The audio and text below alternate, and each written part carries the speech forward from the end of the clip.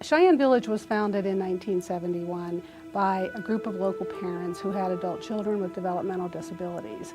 Back in the 60s, there really weren't any opportunities for people with developmental disabilities. They didn't go to school, there weren't programs available in the community for them, and this group of parents had a different vision for the life of their children. They wanted a place where they can learn to work, to make a sandwich, to manage money, to pay their bills, to ride a bus, to really have the life that all the rest of us have. People with developmental disabilities have diagnoses such as Down syndrome, autism, Asperger's, Fragile X, but by and large, people with developmental disabilities have learning challenges. They may not be able to learn as quickly as we do, or they may not be able to learn as much as we do. So they're going to have issues with things like communication and problem solving and decision making, and those things are going to require support.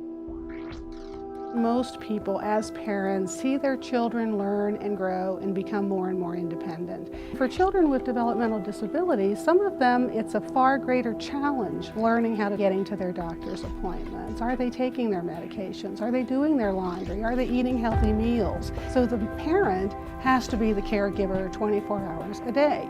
And it's hard to envision that over a lifetime. We can do that sometimes in the short term, but it's emotionally and physically demanding. Cheyenne Village opened its doors on April 1st, 1971 with 12 individuals, and it was new and different. Nobody knew exactly how it was going to turn out. There was a great deal of national media, Women's Day and Parade magazine, and so people heard about us and people came to Colorado Springs for Cheyenne Village because there was such an enormous need for this kind of support. The variety of housing options include group homes, apartment living situations, as well as host homes. Some people own their own homes. Most often we see that individuals with the highest level of need will live in the group homes because there's 24/7 waking staff support. And as people learn new skills, they may progress to even more independent living. That's the goal for everybody, is to help them be as independent as they can. Rusty's 4 years younger than I am. We grew up in Pottstown, Pennsylvania, which is a suburb of Philadelphia. My mother kind of always knew maybe there was something different, but we actually had a very lovely childhood. He was able to go to school like anybody else and participate in football and whatever he could do. And he graduated from Pottsgrove High School. That's when my parents really started to worry. I think they knew that they couldn't really help him, and that it would not be the best for him to stay at home. Often we see it's very difficult for families to let go. My parents had a very difficult time deciding what was going to happen after Rusty graduated from high school. If we can develop a solid level of trust, then they will know that we are not going to let their son or daughter get into risky situations that are beyond their ability to handle them. My parents brought him up to be very independent. I mean, he used to ride his bike all over town, go to Burger King. He was a very independent soul. Everyone is unique. So what Cheyenne Village does is to create a personalized plan for every person that we work with. My mom read about it, and she wanted me to come out here for further help, and it paid off.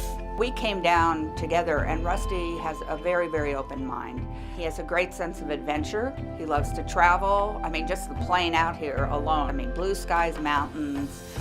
He loved the whole idea of it. We are going to customize a plan for them that helps them be successful. So for some people, that's very, very basic. It's, what are we going to make for breakfast? Cheyenne Village was really leading edge at this time. I still think they are, but there were very, very few, if any, organizations like Cheyenne Village. For other people, it's far more sophisticated. It's, where am I going to get my next job? It's so different for each person. It makes it sometimes really difficult to describe what we do because everybody's service is unique. So it all came together very quickly. Once we were all out here, it just was, this is it. I knew that they were gonna probably take good care of me. And they did, because I saw when they took care of everybody else, like good human beings. I knew right away that they were going to take good care of me. Rusty came to Cheyenne Village over 40 years ago. We have seen him grow, to learn new skills, to experience new things in life. Cheyenne Village became Rusty's family. Rusty knows about my family. He knows I have 4 children and 2 grandchildren, and he asks about them. He always wanted to come back after vacation.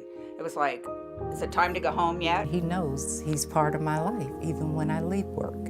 In the early days, everybody used to start out living in a group home. Now we realize that we can better serve them by making a better match at the first step.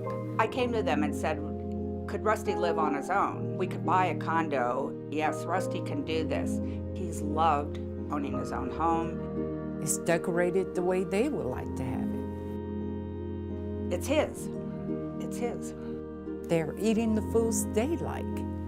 I help clients budget. I check their groceries, clothing, their alarms, their medications. They bring my meds over morning, noon, and night. One of the things I found out, Rusty, he plays the drums. I play twice a week.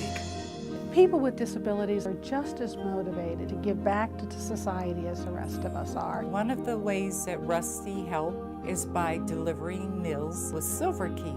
This creates a win-win situation. I really get excited when I do that because I know it's helping somebody else. For the nonprofits, they get volunteer help that they might not otherwise have had. I'm giving myself to them. The need is enormous. Approximately 2% of our population has a developmental disability.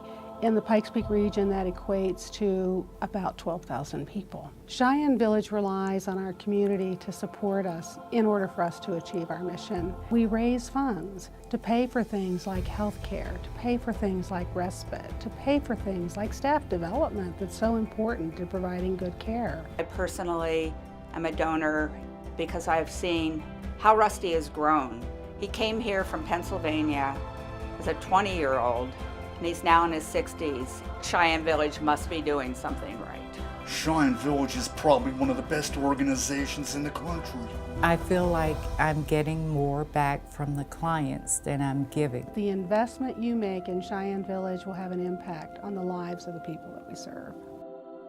Thank you, Cheyenne Village.